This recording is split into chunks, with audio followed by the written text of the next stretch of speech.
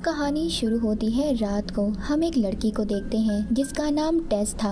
अपनी नौकरी के सिलसिले में इस शहर में आई थी। इधर टाउन में इसने एक घर अपने रहने के लिए किराए पर लिया था, मगर खैर वो उस घर की चाबियां भूल आती है, इसीलिए ये उस कंपनी में कॉल करती है जिससे इसने ये घर किराए पर लिया था और अपनी गाड़ी में वापस जाकर बैठ जाती है ताकि कंपनी वाले इसको चाबियां लाकर दे सकें। तभी ये महसूस करती है कि शायद उस घर में कोई है। दोबारा से घर की तरफ आकर घर का दरवाजा बजाती है और खिड़की से भी देखने लगती है। उस घर में एक लड़का था जो दरवाजा खोलता है। ये उसको बताती है कि एक कंपनी से उसने ये घर किराए पर लिया है, मगर वो लड़का टेस को ये बताता है कि उसने भी ये घर किराए पर लिया है। मतलब कंपनी वालों ने दो लोगों को इस घर को किराए पर दिया था। बाहर बहुत ज्यादा बारिश हो रही थी, इसीलिए वो लड़का टेस को अंदर आने का कहता है। टेस की भी मजबूरी थी, इसीलिए वो अंदर आ जाती है और पूरे घर को चेक करने लगती है ताकि यहाँ पर कोई गड़बड़ ना हो। अब वो लड़का उसको अपने पेपर दिखाता है जिस कंपनी से उसने घर को किराए पर लिया था। टेस उससे कहती है, ठीक है, ये घर तुम्हारा है, तुम यहाँ पर रह सकते हो, मैं अपनी गाड़ी में बैठकर कुछ सोचती हूँ।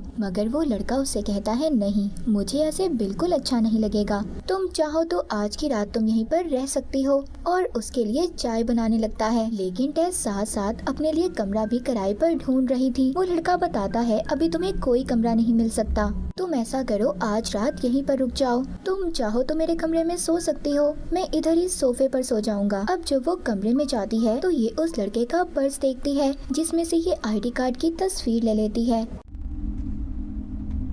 इसलिए कि अगर इसके साथ कुछ गलत हुआ तो इसके पास कोई सबूत तो होगा। जब ये नहाकर बाहर आती है तो वो लड़का इसके लिए शराब की बोतल लेकर बैठा था। तुम चाहो तो मेरे साथ बैठ सकती हो, जैसे तुमने चाय नहीं पी ऐसे ही ये भी मत पीना, क्योंकि मैं जानता हूँ तुम मुझ पर बिल्कुल एतबार नहीं करती। अब खैर टेस को आहिस्ता आहिस्ता इसकी बातों पर यकीन होने लगा था। टेस उसके साथ बैठकर थोड़ी और बातें करती है कि वो एक नौकरी के सिलसिले में यहाँ पर आई है, और कुछ देर बातें करने के बाद वो सोने चली जाती है। थोड़ी ही देर बाद टेस को कुछ महसूस होता है कि जैसे उसके कमरे का दरवाजा किसी ने खोल दिया हो। वो डर कर उठ जाती है। उसको ऐसा लग रहा कि कहीं वो लड़का तो इसके साथ नहीं कुछ करने वाला, मगर जब ये देखती है तो वो तो सो रहा था। अब ये उस लड़के को जगाकर उससे पूछती है कि कहीं तुमने तो ऐसा नहीं किया, क्या कह रही हो तुम, मैं तो सो रहा था। तभी हम देखते हैं इस घर में इन दोनों के अलावा कोई और भी था। अब खैर टेस दोबारा से सोने के लिए चली जाती है। जब वो सुबह उठती है तो उसको उस लड़के का लिखा हुआ एक कागज मिलता है जिसमें उसने लिखा था, मैं काम के सिलसिले में बाहर जा रहा हूँ, हम शाम को मिलेंगे। टेस भी अपने इंटरव्यू के लिए निकल जाती है, मगर जब वो इस घर से बाहर आकर देखती है तो इर्द गिर्द के सब घर उजड़े हुए थे। मतलब इस घर के अलावा उधर कोई भी नहीं रहता था, और ये बात इसको बहुत ज्यादा अजीब लगती है। ये बात वो अपनी बॉस से मिलने चली जाती है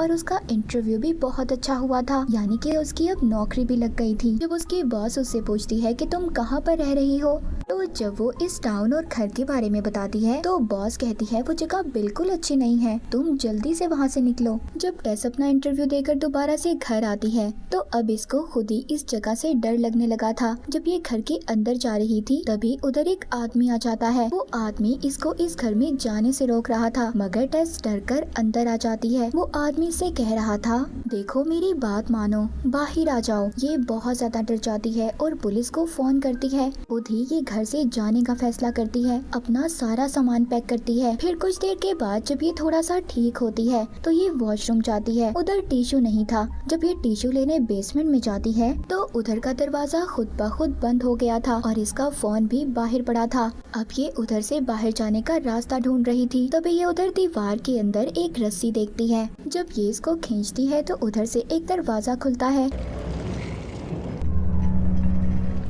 मतलब इधर एक और खुफिया दरवाजा था। ये अंदर नहीं जाती, जाहिर है इसको डर लग रहा था क्योंकि उधर बहुत अंधेरा था। काफी ज्यादा सोचने के बाद ये बल्ब के नीचे शीशा लगाती है ताकि उसके अक्स से अंदर रोशनी जा सके। अब जब ये अंदर जाती है तो अंदर इसको एक और कमरा मिलता है। उधर एक बेड, कैमरा था और एक बाल्टी भी थी जो खून से गंदी थी। वो ये सब देखकर बहुत ज्यादा परेशान हो जाती है क्योंकि इधर बहुत कुछ अजीब था। लेकिन अब तभी उधर वो लड़का भी आ जाता है। ये उसको खिड़की से आवाज देकर बेसमेंट खोलने का कहती है।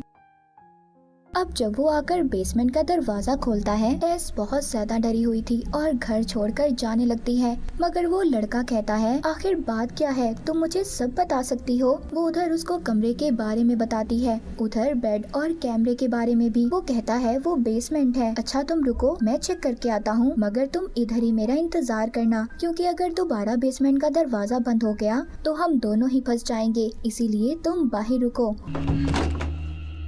अब वो अंदर जाता है, मगर जब वो लड़का काफी देर तक वापस नहीं आता, टेस उसको ढूंढने वापस बेसमेंट में जाती है और दरवाजे पर एक कुर्सी लगा देती है ताकि दरवाजा दोबारा से बंद ना हो जाए। जब वो अंदर आती है तो इस बार इसको एक और रास्ता मिलता है, मतलब इस बेसमेंट के अंदर एक और बेसमेंट का रास्ता था। वो डरते डरते उसके अंदर जाती है। उधर उसको उस लड़के की आवाज आ रही थी जो कह रहा था, प्लीज मेरी मदद करो। जब ये जाकर देखती है, उधर लड़का इसको कहता है, इधर कोई और भी है जिसने मुझे काटा है, हमें जल्दी से यहाँ से जाना होगा। तभी अचानक से वहाँ पर एक अजीब सी औरत आती है जो दिखने में बहुत ज्यादा खौफनाक थी और उस लड़के का सर दीवार में मार मार कर उसे मार देती है। इसके बाद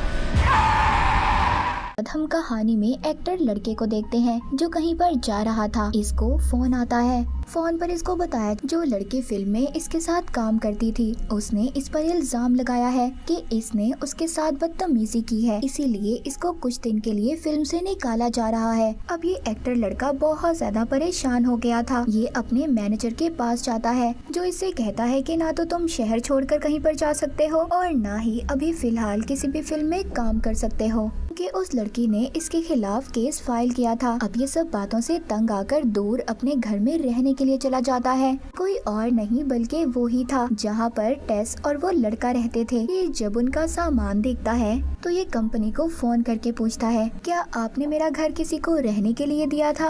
वो कहते हैं हाँ, कुछ दिन पहले हमने इस घर को किराए पर दिया था। ये कहकर वो फोन बंद कर देते हैं। ये बात काफी अजीब थी। इस घर के मालिक को ही नहीं पता था कि उसका घर किराए पर है। So who the fuck is staying in my house? Phone बंद करने के बाद ये बेसमेंट के दरवाजे को देखता है जिसके आगे कुर्सी रखी हुई थी जो टेस रख कर गई थी। ये उसे हटाकर दरवाजा बंद कर देता है। रात को जब ये शराब पीकर बहुत ज्यादा नशे में था तो ये उस लड़की को सॉरी बोलता है जिसने इस पर केस किया था और फिर सो जाता है। सुबह को ये टेस और उस लड़के का सामान देखता है। अब इसको ये लग रहा था कि शायद बेसमेंट में कुछ है। जब ये बेसमेंट के दरवाजे के पास जाता है तो इसको किसी के चलने की आहट महसूस होती है। ये डर जाता है और फिर एक चाकू और टॉर्च लेकर बेसमेंट के अंदर जाता है जिधर इसको वही शीशा दिखाई देता है जो टेस ने लगाया था। उधर वो कमरा भी जिधर कैमरा और बेड था। ये सब देखकर ये बहुत खुश होता है और बाहर आकर इस घर की लंबाई और चौड़ाई नापने लगता है और सोचता है इस घर में तो इतना बड़ा बेसमेंट है, इस घर को तो मैं बहुत ज्यादा महंगा बेच सकता हूँ। और फिर वापस जाकर उस कमरे की लंबाई और चौड़ाई को नापने लगता है। इसको वो रास्ता भी मिल जाता है जो टेस ने देखा था, जिसे देखकर तो ये और भी ज्यादा खुश होता है जिधर पिंजरे भी रखे हुए थे। जब ये और आगे जाता है तो उधर ये एक और कमरा देखता है जिसमें टीवी पर शो चल रहा था कि छोटे बच्चों को कैसे रखा जाता है। तभी इसको अपनी तरफ कोई चीज आते हुए दिखाई देती है। ये वही औरत थी जिसने टेस के साथ वाले लड़के को मारा था। और अब ये इस एक्टर लड़के को भी एक खुफिया गड्ढे में डाल देती है जिधर टेस इसको संभालती है। जी हाँ, टेस अभी जिंदा थी और इसी बेसमेंट में मौजूद थी। अब हम इस घर की पुरानी कहानी के बारे में जान पाते हैं कि ये सब क्यों हो रहा था। इस घर का जो असल मालिक था उसका नाम फ्रैंक था। अब वो बेबी डिलीवरी का कुछ सामान खरीदता है जिसके बाद वो एक लेडी का पीछा करता हुआ उसके घर चला जाता है ये कहकर कि वो प्लम्बर है। उस लेडी के घर जाकर उसकी खिड़कियाँ खोल देता है। फिर जिसके बाद वो वापस अपने घर आ जाता है तो उसका पड़ोसी उससे कहता है कि मैं ये घर छोड़कर जा रहा हूँ। फ्रैंक कहता है तुम जाओ, मैं कभी भी यहाँ से नहीं जाऊँगा। जब वो घर का लॉक खोलता है उधर बहुत सारी दर्द भरी चीखने की आवाजें थी जो बेसमेंट से आ रही थी। अब खैर ऐसा क्यों था, फ्रैंक बेसमेंट में क्या करता था, ये हमें कहानी में आगे जाकर पता चलेगा। कहानी दोबारा से प्रेजेंट यानी मौजूदा वक्त में आती है। हम टेस को देखते हैं। टेस और वो एक्टर लड़का अभी भी खुफिया गड्ढे में कैद थे। टेस कहती है देखो तुम मुझसे डरो नहीं, खुद को संभालो। तभी वो औरत ऊपर से दूध की बोतल देती है और उससे कहती है इसे पी लो। वो एक्टर लड़का ऐसा नहीं करता। टेस कहती है देखो इसकी बात मान लो और एक बच्चे की तरह एक्टिंग करो, तभी तुम बच पाओगे, मगर वो ऐसा नहीं करता क्योंकि टेस तो ये समझ गई थी कि अगर ये ऐसा करेगी तभी इस औरत से बच पाएगी। मगर एक्टर लड़का जो उसकी बात नहीं मानता, तो ये औरत इसको अपने साथ ले जाती है। इसके साथ ऐसे पेश आ रही थी कि जैसे ये कोई डरा हुआ छोटा बच्चा हो और दरवाजा भी खुला छोड़ गई थी। इसी बात का फायदा उठाकर टेस अब यहाँ से भाग जाती है। वो औरत इसका पीछा कर रही थी, मगर ये उस खुफिया बेसमेंट से बाहर आकर दूसरी बेसमेंट से खिड़की तोड़कर बाहर निकलने की कोशिश करती है। तो इसकी मदद वही आदमी करता है जिसने इसको पहली मर्तबा इस घर में जाने से रोका था।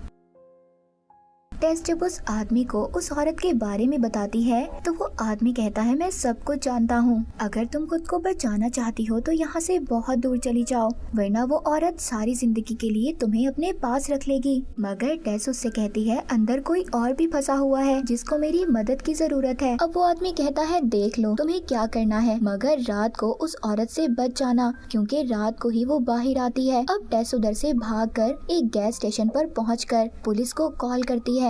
उधर दूसरी तरफ हम एक्टर लड़के को देखते हैं जो उस औरत से बचकर खुफिया कमरे में आ गया था। उधर ये बहुत सारे कपड़ों को भी देखता है जिसमें से एक ड्रेस उस लेडी का था जिसको हमने देखा कि फ्रैंक उसके घर जाकर खिड़की खोल आया था। एक्टर लड़का बहुत सारी वीडियो टेप्स को देखता है जिस पर अलग अलग लड़कियों के नाम लिखे हुए थे। उधर हम बूढ़े फ्रैंक को भी देखते हैं जो अभी भी जिंदा था और इसी बेसमेंट में रह रहा था। फ्रैंक उस एक्टर लड़के से पानी मांगता है। अब ये लड़का जब एक वीडियो टेप चलाकर देखता है, यहाँ पर हमें पता चलता है कमरा हमने देखा, उधर फ्रैंक लड़कियों को लाकर उनके साथ बुरा सलूक करता था और उनकी वीडियोस बनाता था और साथ ही साथ वो बहुत सारी लड़कियों को अगवा करके इधर ही पिंजरे में बंद करके रखता था। ये सब जब एक्टर लड़का वीडियो में देखता है तो उसे बहुत बुरा लग रहा था। वो सोचता है कोई आदमी इतना बुरा कैसे कर सकता है। अब वो ये देखकर कहता है, मैं भी तो बुरा हूँ, मैंने भी तो एक लड़की के साथ गलत ही किया है। अब फ्रैंक उसे देखकर गन उठाता है जिसे देखकर एक्टर लड़का डर गया था, मगर वो खुद को ही मार लेता है।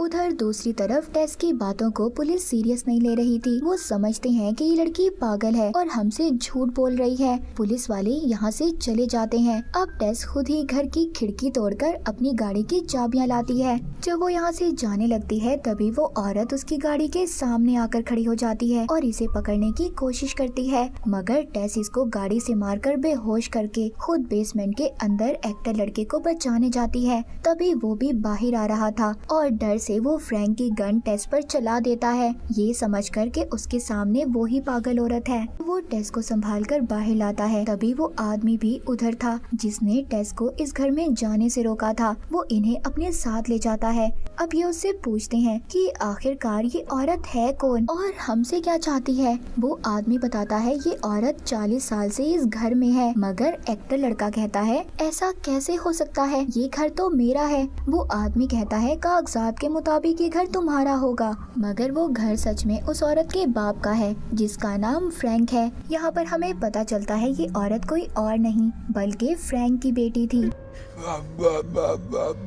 और फ्रैंक जो कुछ भी लड़कियों के साथ करता था उन्हें यहाँ पर लाकर उनसे बच्चे पैदा करवाता था। ये औरत इसके कामों का एक भयानक रूप था जो फ्रैंक की सजा थी, क्योंकि उस वक्त फ्रैंक की बेटी बहुत छोटी बच्ची थी और ये सजा फ्रैंक को अपनी बेटी के रूप में मिली थी। ये सब जानने के बाद ये दोनों बहुत हैरान थे। एक्टर लड़का टेस से कहता है कि मुझे तुम्हें हॉस्पिटल लेकर जाना होगा, लेकिन वो आदमी कहता है अभी नहीं। वो पागल और भयानक औरत हर जगह घूम रही होगी पर वो यहाँ पर नहीं आएगी, मगर वो औरत यहाँ पर भी आ जाती है और इस आदमी को मार देती है। ये उससे बचकर पानी के टैंक पर चढ़ गए थे, मगर एक्टर लड़के के हाथ में जो गन थी वो नीचे गिर जाती है। अब जैसे ही ये औरत इनकी तरफ बढ़ती है ये टेस को नीचे फेंक देता है ताकि इसकी जान बच जाए, मगर वो औरत भी टेस के पीछे छलांग लगा देती है क्योंकि ये इसको अपनी बेटी समझ रही थी और ये दोनों बेहोश हो जाती हैं। एक्टर लड़का जब इनके पास आता है तो समझता है कि ये मर गई, मगर टेस अभी भी जिंदा थी।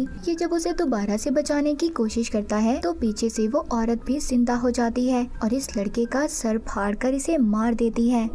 और फिर वो टेस को प्यार करने लगती है। उसे देखकर ऐसा लग रहा था कि जैसे एक माँ अपने छोटे बच्चे से प्यार करती है, पर कहीं ना कहीं पर वो औरत टेस से ये कह रही थी कि वो उसे मार दे, क्योंकि आज जो कुछ भी उसके साथ हो रहा था उसके डैड फ्रैंक के बुरे कामों का नतीजा था। टेस उसको मारना तो नहीं चाहती थी, पर वो ये सोचती है कि अगर उसने इसे ना मारा तो इसकी जिंदगी और भी ज्यादा बुरी हो जाएगी। इसीलिए वो इस औरत पर गोली चलाकर इसे मार देती है और फिर ये टाउन छोड़कर चली जाती है। और इसी के साथ ये मूवी यहीं पर खत्म हो जाती है।